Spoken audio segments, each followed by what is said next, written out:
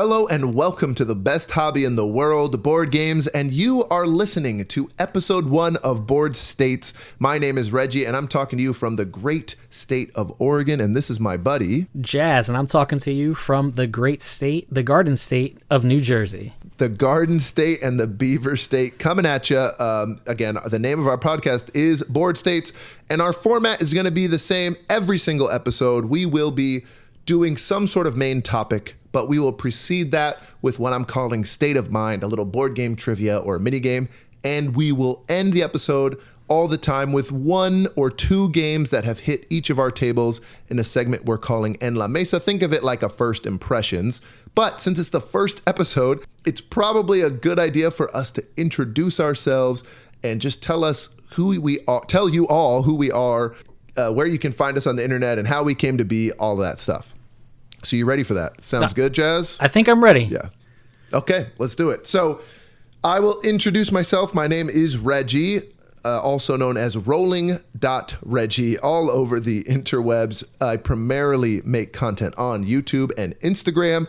I have a lovely wife named Allie, a handsome dog named Frankie, who's named after Frank Ocean, and my wife, my better half, will be referred to henceforth as the Queen, QWEEN, Her Majesty. I like it. Whatever.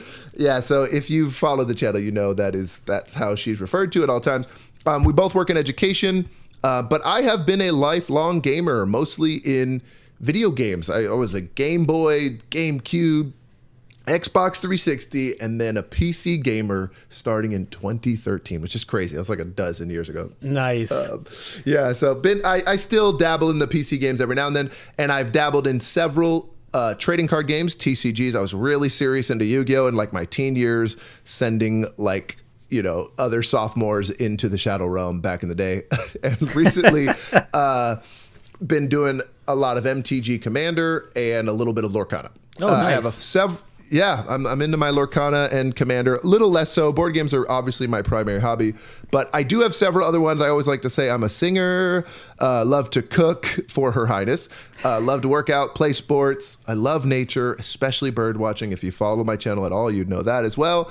But over the last 5 years or so, as you might have surmised, I have become infatuated with board games. I do truly believe it is the best hobby in the world.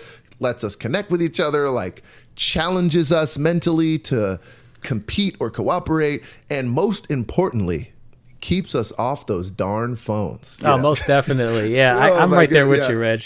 Yeah.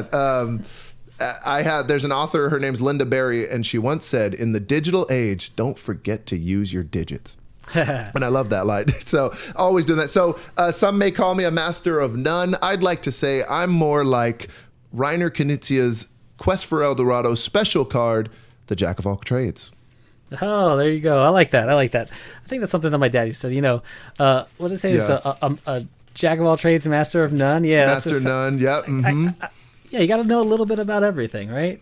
Got to dabble. So a little bit about myself. I don't know. I've been in this hobby for quite some time. I want to say I've been married, 2011? So I got into the hobby around 2012. And I've been dabbling ever since pandemic. But outside of the board gaming hobby, I am really big into sports. I've always also a video gamer. That was my thing. The PS3, the PS2, you name it, Xbox 360, Gears of War. That was my jam. Oh man, let's not talk about Gears. You know that's my thing. But yeah, I have a beautiful family. My wife Delilah, my daughter Lila, my other daughter Jaslyn, and we have a beautiful boxer named Titan. But yeah, I just love spending time with my family. Spending time with my Frankie, family, wow. Watching sports. I'm a huge baseball fan. Yankees, Giants. I'm originally from the state of New York. That's where I was born. But of course, I'm down here in Eagles green country, so I am in enemy territory, married to enemy territory, but we love it. You know, it's a very competitive household. Therefore, board games just kind of fits right in the mix. You know, very very big into the competition here. But yeah, that's a little bit about me. I just been I love games. I love talking about the games. I love meeting people through the games. That's how we kind of got together, Reg, right? Meeting each other. Yeah. I know, it's so crazy. So we'll actually talk about how we met online, but in person, we've known each other online for a little bit. And I'm on the East Coast visiting family. What was this? A couple Christmases ago? Maybe was it? It was this past Christmas. It was this past Christmas. Yeah. Oh my gosh. Yeah. This past Christmas. And I am in a Bluey store. Yes. That Bluey, the animated blue dog, Australian kids show. And I bump into none other than Jazz because I'm with my nieces. He's with his daughters. And it's just so crazy. What a small world. And we're like, wait, we know each other through board games. Very small world. I'm looking, is that Reggie? There's no way this could be Reggie over here in Pennsylvania. He's on the West Coast. Oh my gosh. Of all things, Reggie? And he's turned around. I'm like, oh yeah, all right. And that's when we hit it off. OFPG Voices to Bluey Store to now Board States Podcast, Reg. Yeah, and we do need to shout out Our Family Plays Games. If you do not know them, they're a big channel on YouTube, and we both were on the Voices team, which is on a little bit of a hiatus right now, but basically they would do these collaborative episodes with people from all over YouTube and channels, and it would mostly be about, having diverse voices talk about board games, and it was really cool. And that's how we met, from meetings doing that. And so we've just stayed in touch online, and then we just randomly bump into each other in the middle of a mall in Pennsylvania. Is just so crazy. And here we are, bringing ourselves to the people. Me actually getting out of my little hiatus, talking about hiatuses. True. From the Lobby of Hobbies to from the Lobby of Hobbies podcast, the Lobby of Hobbies YouTube channel, to OFPG Voices, now Board States, and I'm loving it. Let's get to it, Reg. Let's do it. Okay. So, and another thing is, if we sound like we're rushing at all, we are trying to keep you guys under an hour. Our real goal is to have these 45-minute episodes is the ideal situation. So we're gonna iron out all the kinks, get the speed going. But before we start our main topic, I will be bringing every episode a state of mind, is what I'm calling it. Board game trivia, typically, and something that you, the listeners, can, something that you can play along with, even just listening in your car or doing dishes or whatever you're doing. So today, I decided, I've seen this a few places. I'll shout out my boy Neon Gorilla or the Brothers Murph on YouTube. Negative reviews, okay? So I am going to read you 3 negative reviews from my games that are on my top 25. These are Reggie's favorite games. These are negative reviews of some of my games, okay?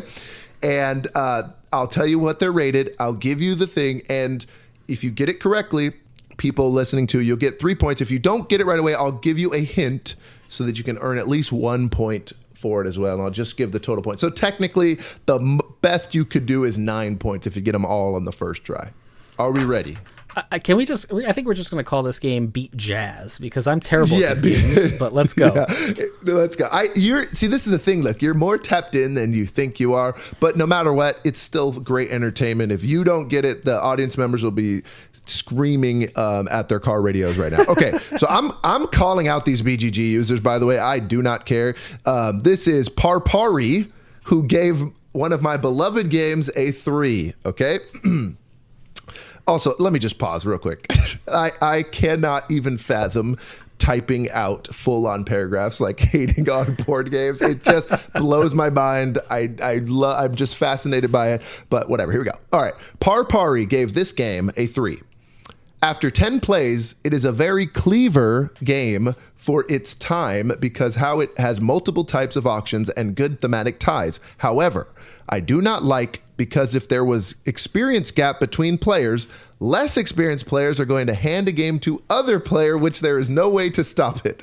If all players have the same experience plays of the game together, luck of the draw is going to be a huge factor for winning. Oh, I'll just read the first sentence again. Yeah, the first sentence is, it is a very clever, is what they're trying to say, clever game for its time because how it has multiple types of auctions and good thematic ties. I'm terrible. When I think of auction games, I'm going to tell you, all the auction games I think of are For Sale, Biblios, which is a great one that I love. I think I'm going to go with For Sale, Reg. 4 sales, which you're locking in. And I don't think that's right, but that is not correct. correct. Let's lock it in. We will be talking about that game later in the episode. But I'll give you your hint. The hint for this game is it is a Reiner Knizia game. That is your hint. Ra? Oh, that's a great guess. One of the trilogy is Raw, High Society, and Modern Art. Modern Art is the famous one for having like 5 different auction types. And it is. It's one that I've never played. It's funny. Oh yeah, you got to have the right group. I love it so much, but it's like, I don't know, in my top 20, it's like maybe like 18 or something. So there you go. So we'll say 0 points, but that was a tough one. They actually get easier. I don't know why I did it this way, but whatever. Okay. This is Donzo, who gave this game a 2. Heavy minimal interaction optimization exercise based around track advancement, tableau building, and finicky tile laying on individual player boards. Pretty much a perfect storm of stuff I dislike in games. The blank theme drew me to the game, but it's just pictures on cards and quickly falls into the background of tedious mechanics. And the clue I'll give you if you don't get it the first try is what the theme is. Cool. So heavy minimal interaction optimization exercise with track advancement, tableau building, and finicky tile laying on individual player boards.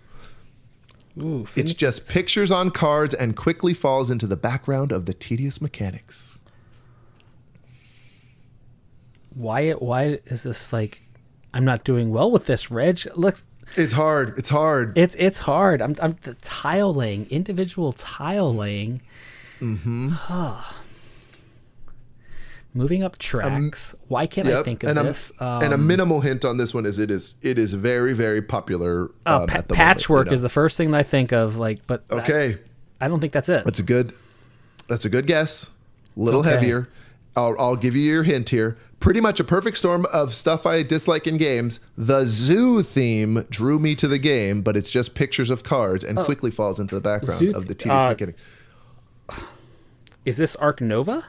This is Arc Nova. Good job. Ding, ding, ding. Yep. All right. Yeah, it's like perfect. Finicky tiling on individual playboards, tableau building, and track advancement. I mean, yeah, that is the game. Another one I have yet to play, Reg. I'm not going to lie. Oh, wow. Okay, that's great. Yeah, again, these are in my... Arc Nova is in my like top 5. I love it. I'd love to introduce it to you one day. All right.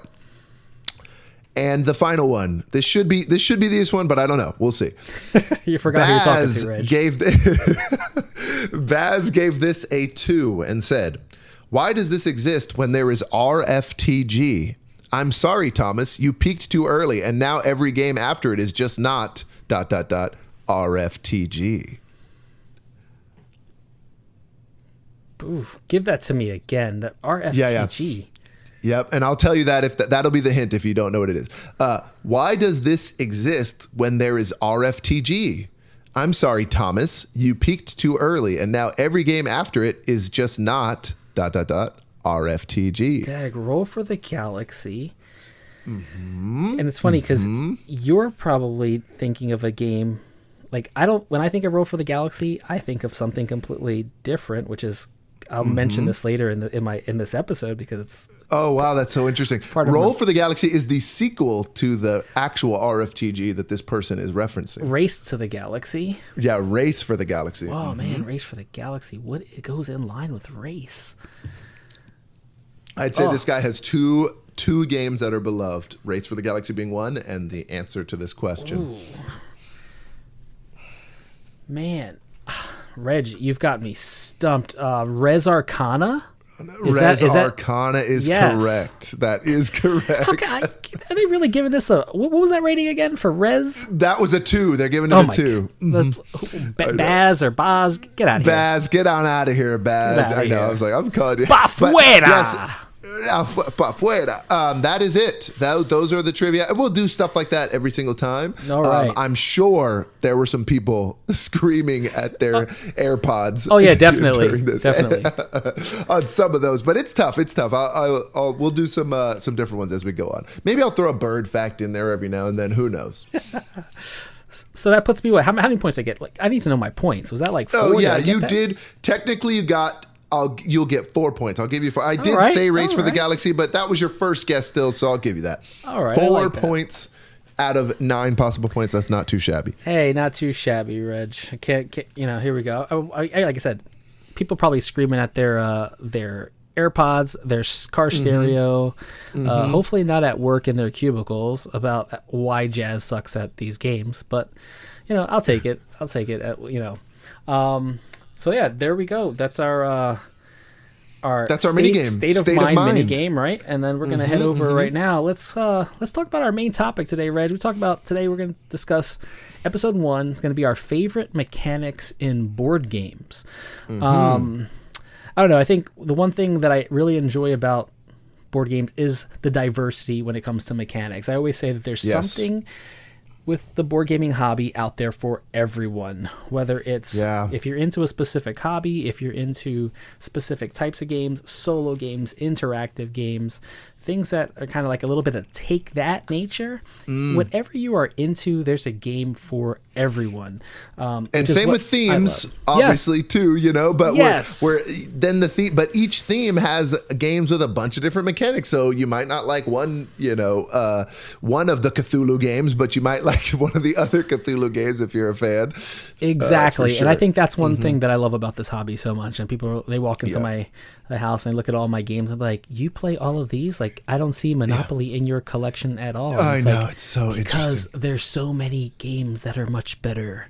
But of course. Listen, do you want to just talk about kind of how you approach this? Yeah, so pretty much how I personally approach this, I don't know if it's the same with you, is I took just my top 3 mechanics and talk about a couple games in those mechanics, just really spitfire those games, not really talk too deep, but more so talking about the actual mechanic itself that really draws me in. And I'm going to start with my number 3, going all the way down to my number 1 all-time favorite. And people who have ever listened to me on the Lobby of Hobbies, I think they know my number 1, but I think 2 and 3 people don't really know so much about. So I don't know. I'm on the edge of my seat here.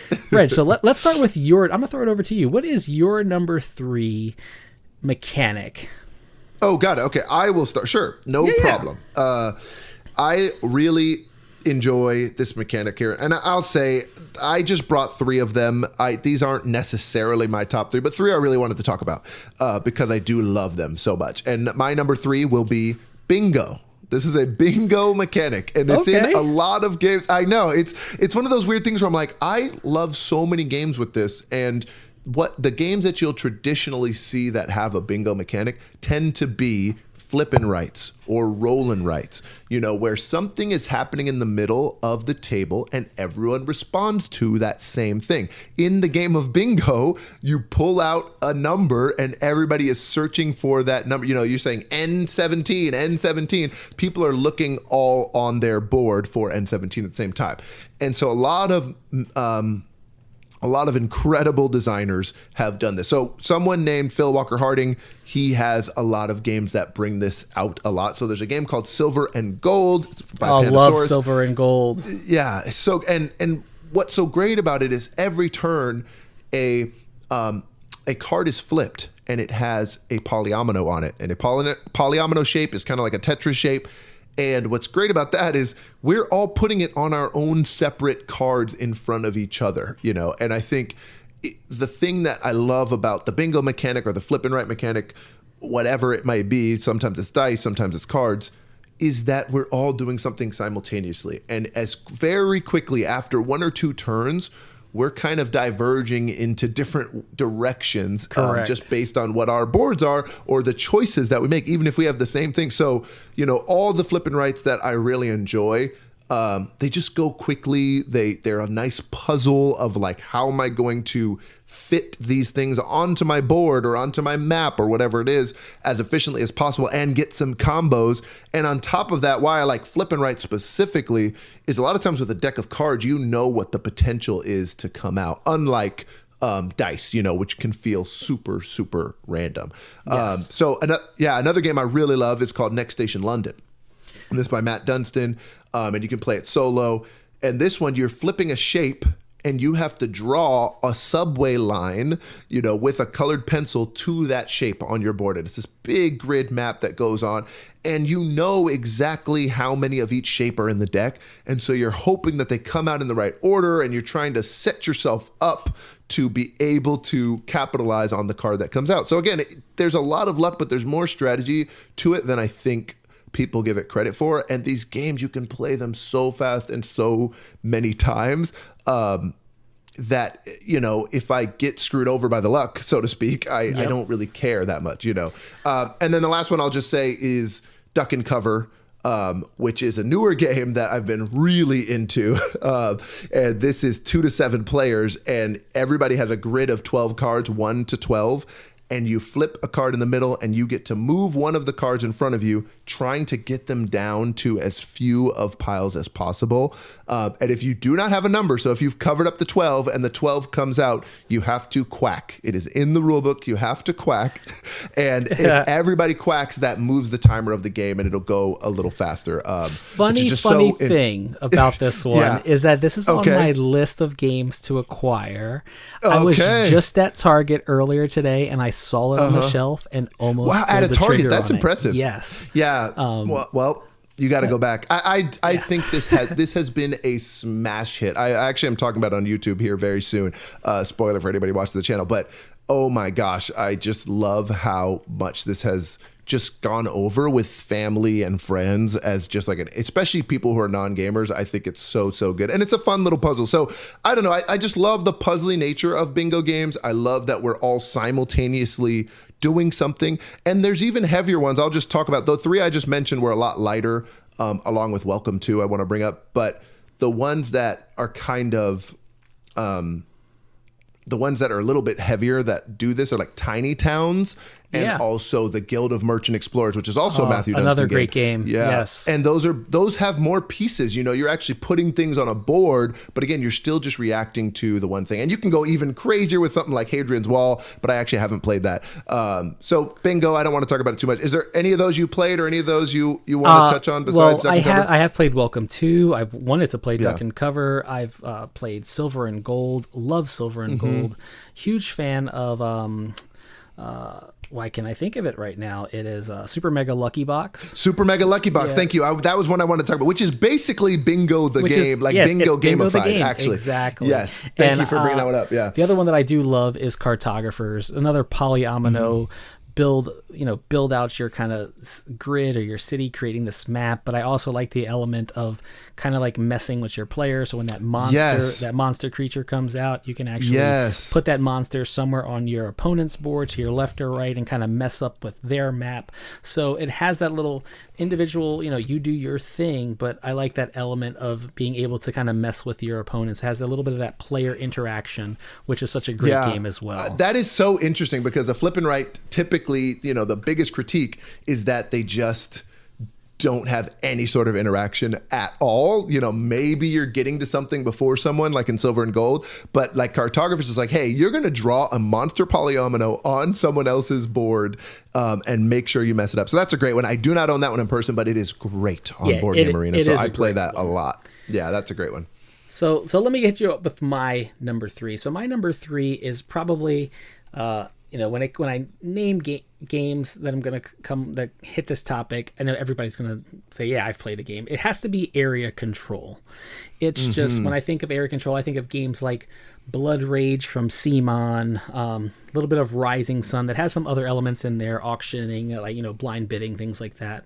The 2 that are like the old school games like El Grande from Rio Grande, and Ethnos has this card play that the idea is just trying to control various areas on the board with your player pieces or your miniatures, and figuring out how you can kind of by the end of the game, keep your characters or your pieces in that area to score points to be able to ultimately win the game. And it's something about that area control mechanic is that there's so many games that do it. There's probably games that do it better. I like the simplicity of area control games. Like you can tell people, listen, if you can control this region, you're going to score the most points, or if you can control this region, it's going to help you somehow in your engine building portion of the game, or allows you to do other things just simply because you are the leader in that region.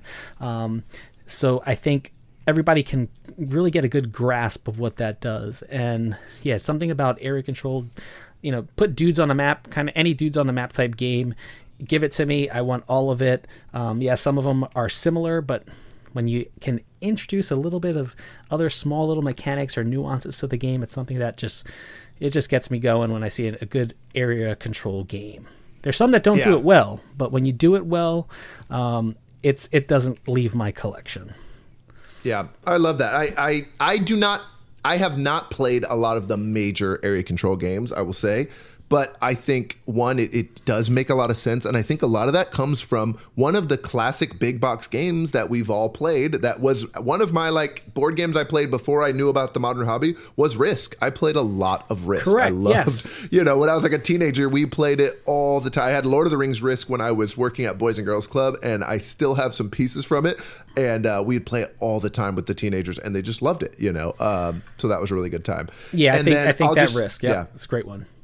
So, a lot of games have taken away the insane amount of luck that Risk has, and the ones you mentioned, the Blood Rages, the Rising Suns, that Eric Lang trilogy, all those. Yep. And there's more games that come out every year. I will mention one area control game that is on my shelf and I will never get rid of it because I bought it way before I became a hobby gamer, like 2016 or so. I was at a board game cafe and we were introduced to a game called Lotus. Have you seen this one? No, I might have. Yeah. I might have. Is that the one with the anime female on the cover? Yes, anime girl. Yes. Yep. And there's the flowers in there, and the area majority are bugs. So you put these little bugs on the flowers, and so it's actually a pretty cutthroat area majority game. But that is a good introductory one, I would say, if you just want to get people into this mechanic.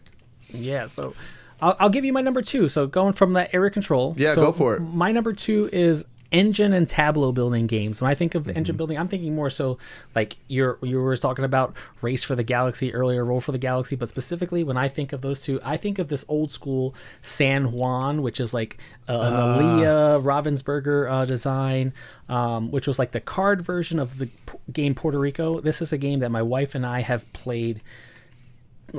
We've played the heck out of this game, and we have had to buy an additional copy because our cards got so worn. Wow. But games like that, Res Arcana is another one that pops into mind. And the newest one that I think about is Veil of Eternity, because this is one of those games that card combos. I have this card in my tableau or area in front of you. When I think of tableau, it's like playing a card out in front of you, and that card is going to give you the ability to do something else if you can acquire this other card or this other thing. And you get this engine going that cards start to combo off of each other, and you utilize this card. It might reduce the cost of something else in the game, and then you get that card, and it's just comboing things together. And I just love how no matter what game you put together or what engine you put together, and you see it develop from the beginning of the game to the end of the game, and at the end you're like, oh man, we got to play this again, because if I can just get this card or that card, and sometimes some games have this ability where your opponent knows you need that card. Like the game feels super solitaire to you sometimes, but when your opponent knows that you need that card, they find ways to keep it away from you. Maybe they put it out into their tableau just to kind of throw it in your face. My wife does that a lot. But yeah, just finding ways to just get the right combination of things to score that big turn or to get those big points. Something what I love about engine building games.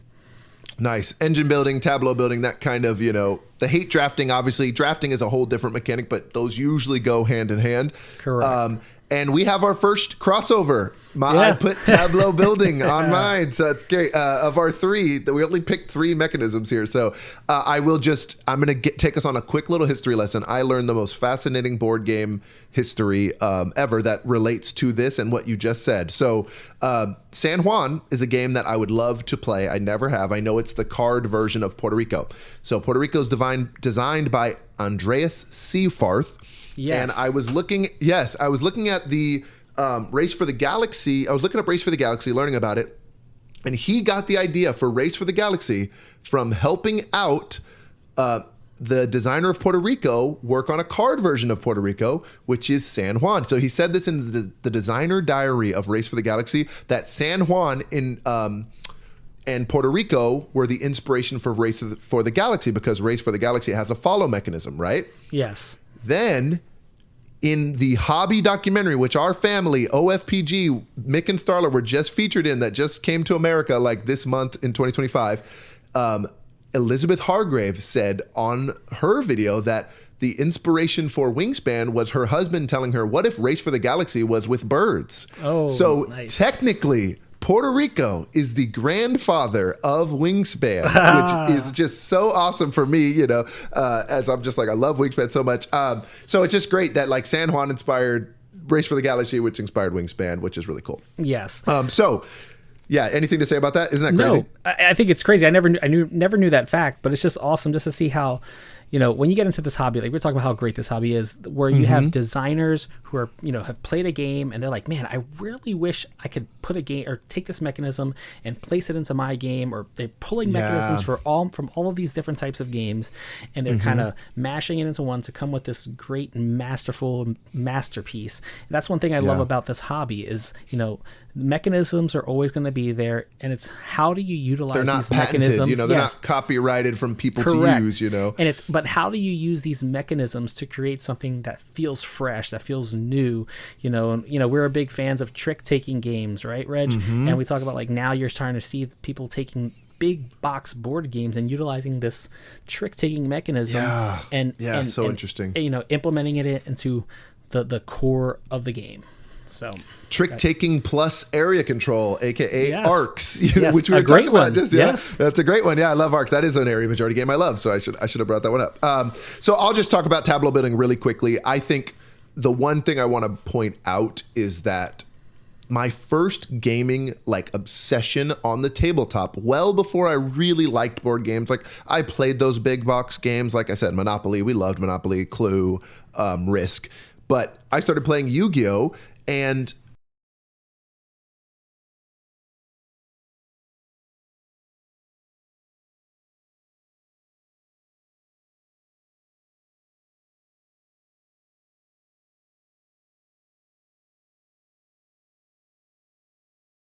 trading card games are kind of the ultimate tableau builder, because you're building a board in front of you. You get these big combos. You look at Magic the Gathering. If you play Commander, like the board states of that's the name of the show. The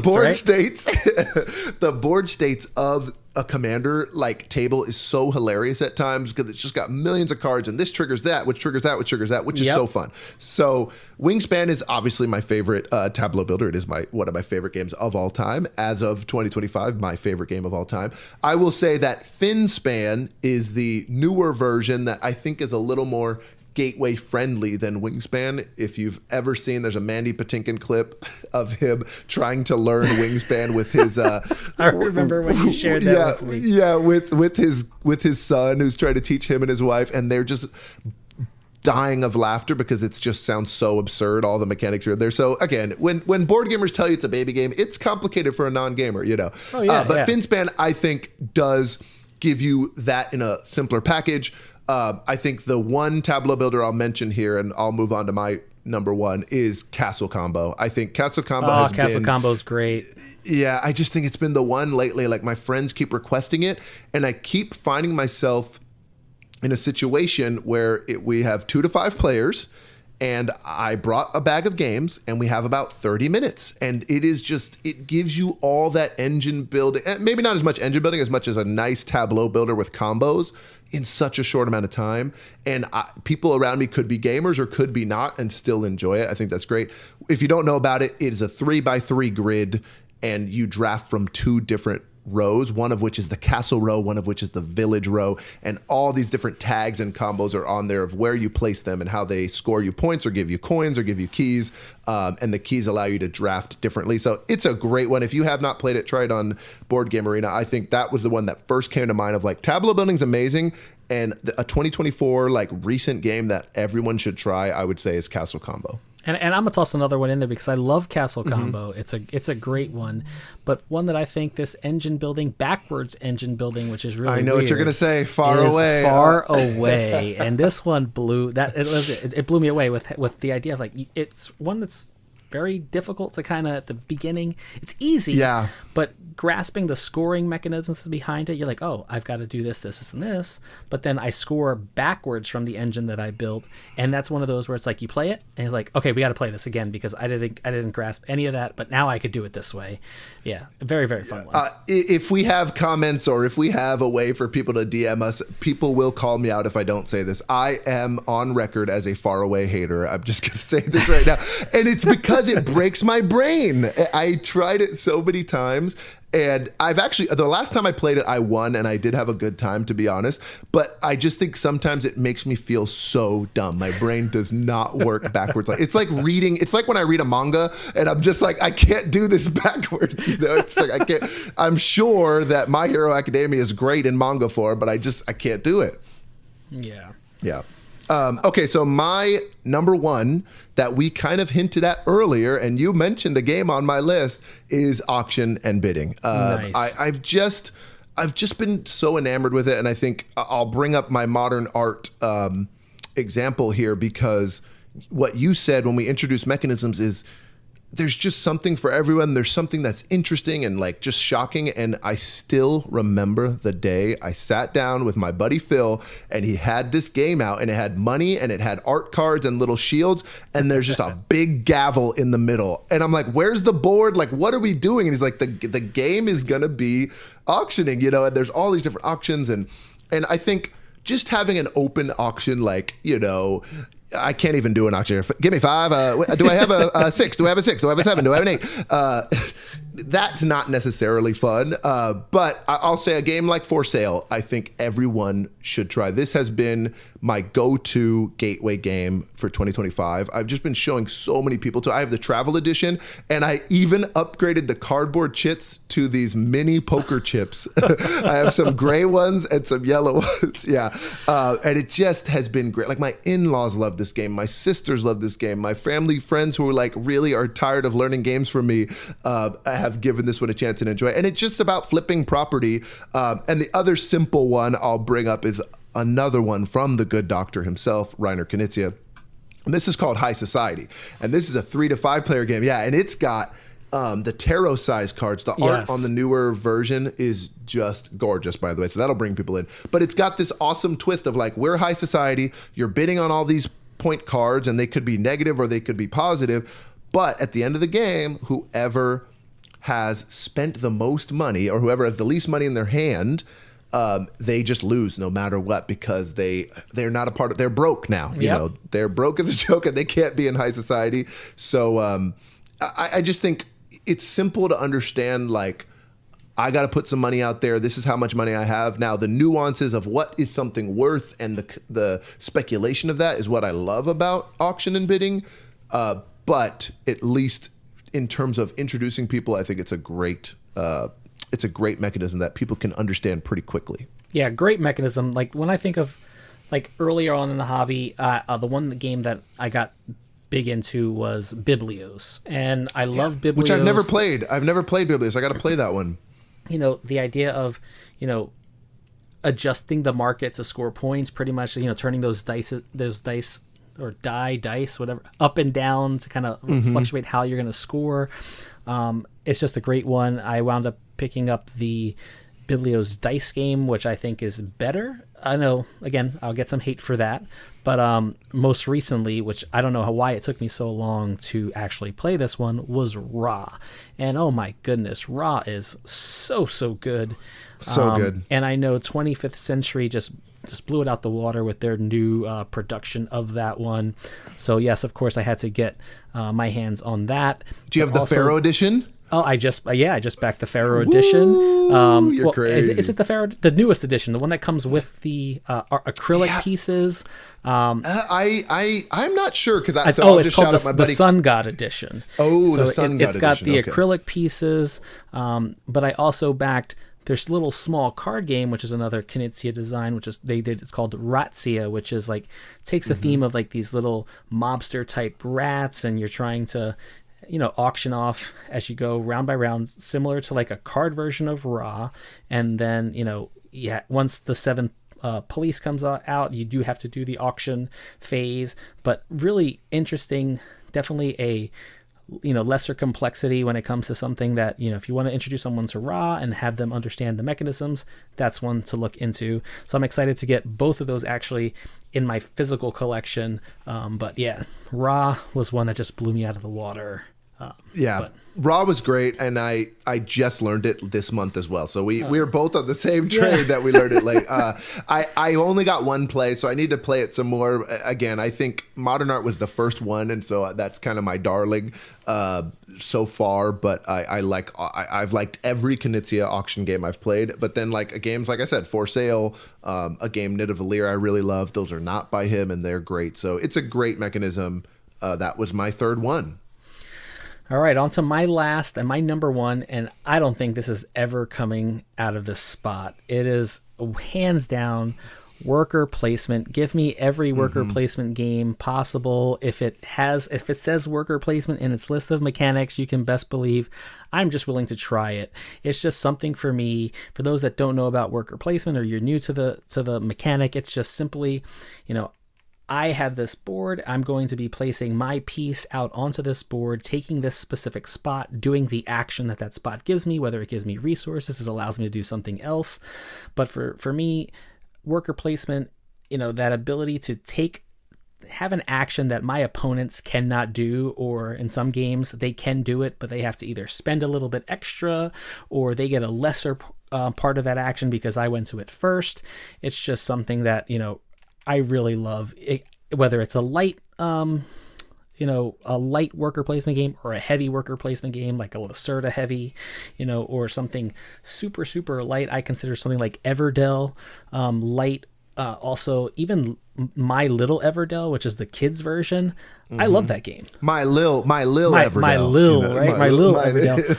Little Everdell. Me and my daughter play that one. We've played it with my wife. I get my butt handed to me all the time, but I've purchased that one over the Everdell Duo just because it's quick, it's light. I can play it now with multiple people just in the 2-player, and I just love it. Is Everdell Duo already out? Everdell Duo is already out? It is. I believe it came out sometime in last year, but yeah, it's just this mechanic. So many Everdells. When I think of games, my top games that are in my top 3, top 5 definitely are all worker placement. Like Viticulture was in my number what I was going to mention a while. The Queen and I's favorite heavy game to play together, quote unquote heavy, but it's the heaviest game she enjoys. And it's fairly light when it comes to talking about games. But yeah, it's a heavier game for newer gamers, but you feel like you're, whatever the game mechanics or the themes say you're doing, you feel like you're doing it, which is what I love. But my all-time favorite game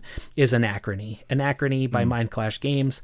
Thematically, but that worker placement in that game, I just love it. It just oozes theme between Everdell, Anachrony, Viticulture, any game that has worker placement, just give it to me and I'm going to take it all in. That's just pretty much it. So yeah, I'll even say Everdell is a combination of tableau building and engine building and worker placement. There. No surprise why it's in my top 5, right? Yeah, that makes it. I'll call out one worker placement game that I think is a very good introductory game, very good gateway game that is pretty recent, and also a Phil Walker Harding design with Steve Finn.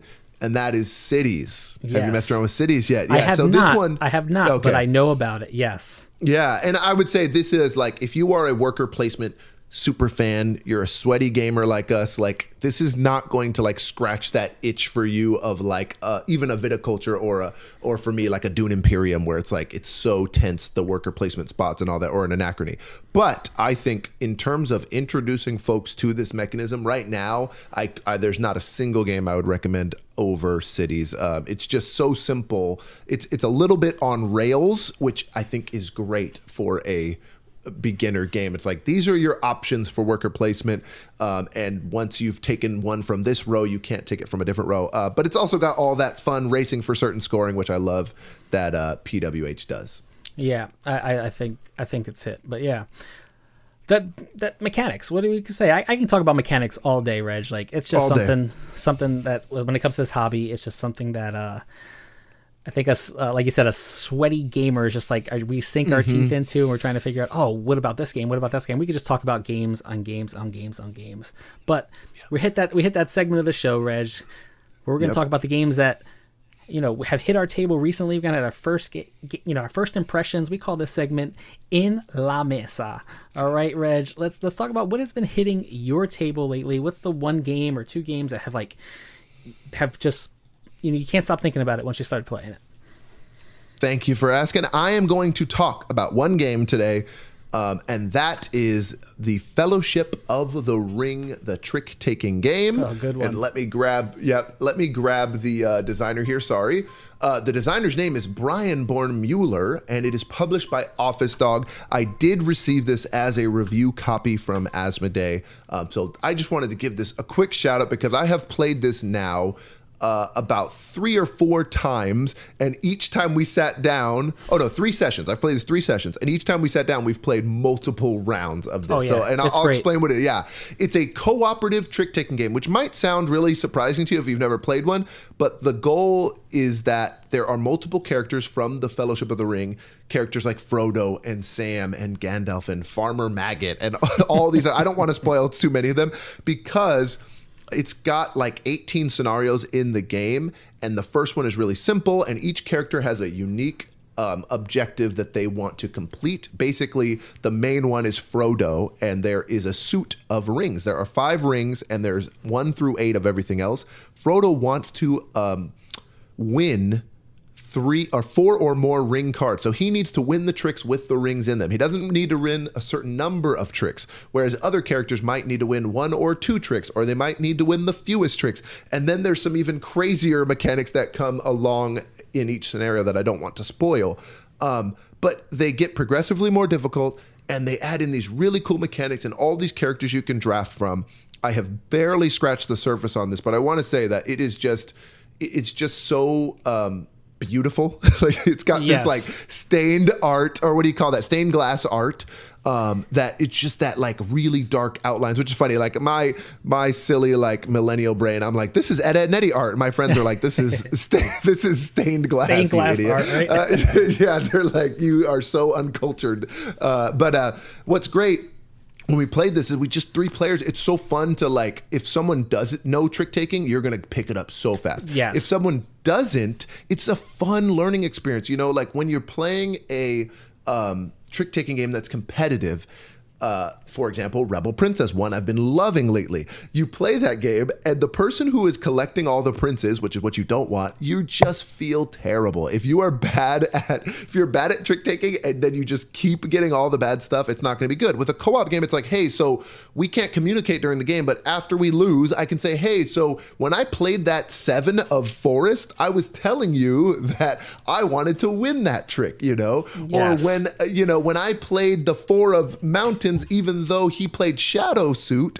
I'm telling you I'm out of that suit. So you're learning. So I had an experience with a buddy of mine where he just never played a trick taker before, and we were teaching him trick taking with this game, and he loves the Lord of the Rings theme. So it really, really went great. I've been really enjoying this game. I cannot wait to get to the next chapters. I've gotten through the first section, part 1, and it says no admittance except on party business, which is very much a line from the movie. And then the second one says keep it secret, keep it safe. So I haven't got to part 2 that has like this latter half. So I've only played, I'm guessing I've played 9 of the chapters. Beautiful production, really affordable. Like I would have bought this on my own. I'm glad that I got my own copy, obviously. And they've already announced the 2 towers, which is the next one, which is just they're just gonna milk this, and they're gonna get my wallet because I really enjoy it. Mine too. But I'll just say, yeah, I mean, we're Lord of the Rings suckers. We're trick taking fans. I just want to point out 2 other things real quick. It does have a solo mode and a 2-player mode, and that is interesting. So it's got 1 to 4 players. I've only played this at 3, so I'm not talking about those. But the solo mode has like a dummy hand that you get to play off of, which I'm very intrigued by. I haven't tried it. And I'm a big solo gamer, so I will probably give it a chance later. And then the 2-player mode gives you this like Seven Wonders Duel type of grid to draft from. Have you played that, Jazz? That's how I've played it, and I'm going to tell you, it is amazing at two. Wow. Okay, Yes. so I need to try that. Okay. Yes. Okay. I'm about 6 or 7 scenarios, and I haven't finished the whole first chapter, section yet. But yeah, it's great. It's one of those where we're like, me and my buddy had some time to kill at PAX Unplugged last year. I had a copy. I opened my copy. I said, let's start playing it. And we worked ourselves through it. And he's not really big into trick takers. He knows the genre, but it's not his thing. I'm the big trick taking junkie, and we were just there. Boom, boom, boom, boom. Just played it. I brought it the next day of PAX Unplugged, and we got like to the 6th or 7th chapter, or 6th or 7th scenario. And yes, it's chapter. It's chapters in the, because it's the book one. Yeah, the scenario game, which it's missions, and why I want to bring this up to you is, in your mind, and I'll give my opinion, but like, how do you think it compares to the Crew? Oh, it blows the Crew away. Yeah, it blows the Crew away.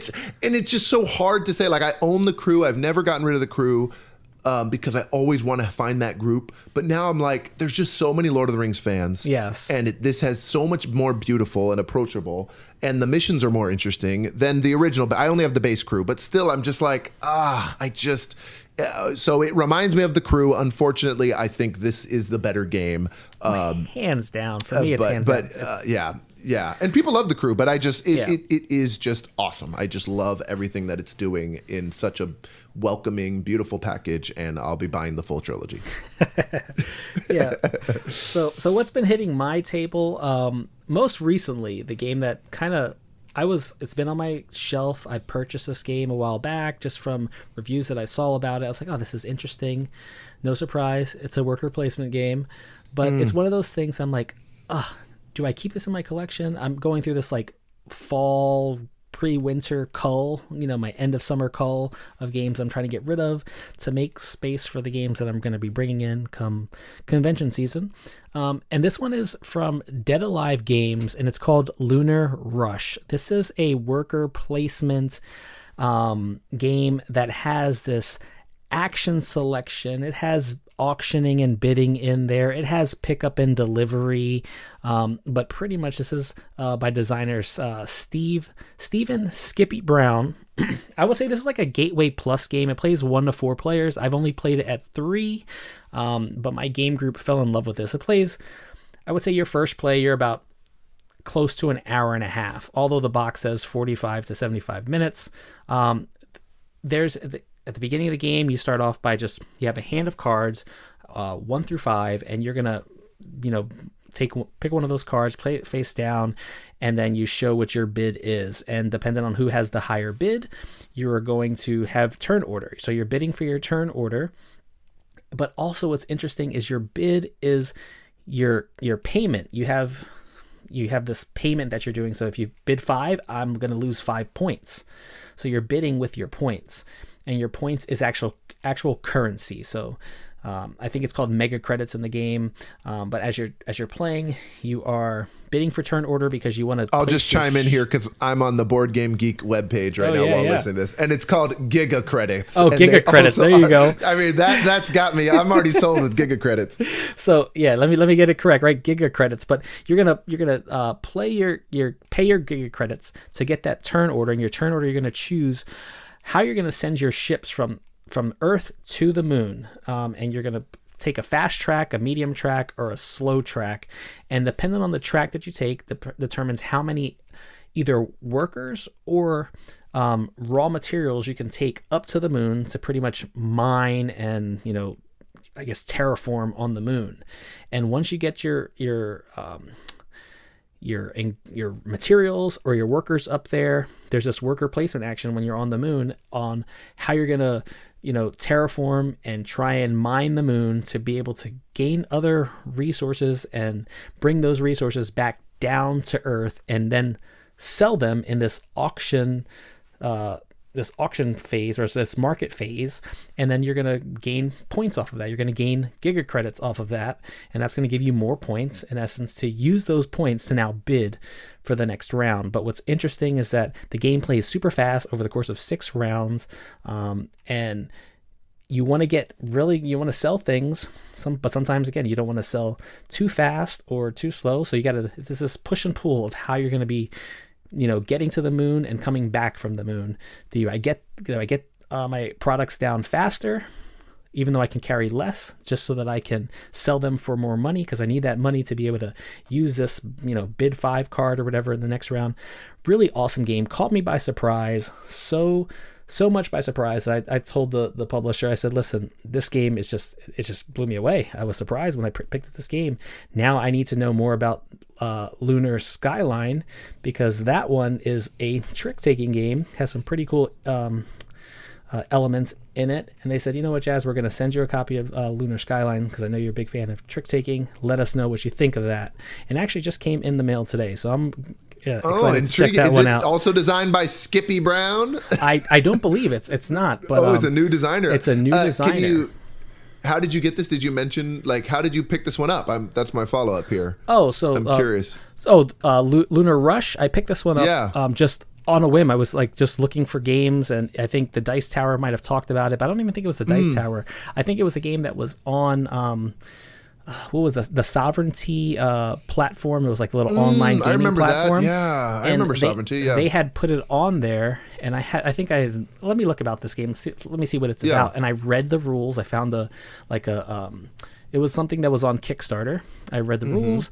I watched a little video on it, and I was like, "Oh, this is interesting. I missed the campaign for this. Let me just pick it up." And I found it at my local game store. Just picked it up on a whim. Again, worker placement. Throw it on the mechanisms list, and it's probably going to hit my collection. That's awesome. And what player count have you been playing this one at? I've been playing it at 3. I think that's it's just a sweet spot for it. If you add a 4th player, it allows you to have an additional track to come up and down from the moon. But 3 is a good spot. I think it seems to scale well according to the rules. But again, I've never played it at 2. I think it does have a solo mode, so I'm interested to try out the solo, although I don't solo many games. But yeah, this is one that, again, it was on that cusp of, do I cull this game? Do I not cull this game? And it is so interesting with the different mechanisms that are in a worker placement game that it's not leaving my collection anytime soon. Awesome. Lunar Rush. That's great. All right, those are 2 of our first impressions. That's our En La Mesa segment. We might bring more if we don't talk too much, but it seems like we've gone over time today. We're going to iron this stuff out. We're going to get you some more Board State episodes down the line. So, Jazz, do you want to sign us off? Oh, sure, Reg. Thanks for giving me that. But yeah, I want to thank you guys for actually staying through with us. Again, we're going to start ironing this down, get you down definitely under an hour. And I think we're still close to that, under an hour. We are. We're doing all right. But yeah, where you can find us at, I'm at the Lobby of Hobbies on all the socials, or at Lobby of Hobbies, depending on what social you are. YouTube, Instagram, you name it, it's all there. Reggie, drop your social again. Yep, I'm rolling.reggie on Instagram and YouTube, and on Blue Sky, I think I'm just Rolling Reggie, so you can check me out there. If you really want to talk at me directly, that's where you can find me. And Jazz, we have an email address, if I'm not mistaken. If you want to ask us some questions, if you want to give us some reviews, you want to give us some feedback, send us an email at... It is boardstatespod, POD, @gmail.com. If, like I said, as Reggie said, you heard this episode, there's some things you want to give us, some suggestions, things you want to talk about, episodes for the future, anything at all. We are open to suggestions. We are open to just talk and chat with you guys. But again, we want to thank you for joining us here at Board States Podcast. Why, Reg? Because he said this is the best hobby in the world. It's also where friends become rivals and the board states decide the outcome. So again, thanks so much everyone for listening, and we'll catch you on the next episode.